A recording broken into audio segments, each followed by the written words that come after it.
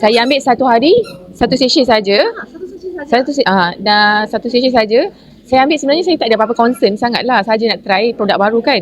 So, tapi I ada lah, bekas-bekas jerawat sebenarnya dia agak ketara sebab I tak tahulah, I ada hormonal acne, mungkin sebab hormon tak stabil dia keluar I sebenarnya sebelum tu I flawless je. Tak ada. And then tengok dia punya ni agak banyak. Dia hitam-hitam tu nampak. And then lepas I think after more than 50 session I ambil, so dari 15 hari I ambil, inilah dia keadaan sekarang. I pun amazed jugalah. Dan mungkin, dan ni ada jerawat pecah ni, I tak tahu, mungkin sebab microcirculation dia sebenarnya jerawat tu dalam, dia macam dah tak nak keluar dah, I thought kan.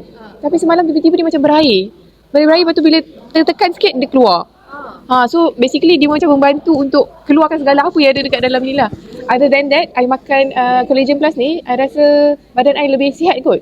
Rasa kesan ni macam pada badan bukan sangat untuk kecantikan tapi untuk kesihatan pun sangat-sangat baik lah. Alhamdulillah. Itu sahaja.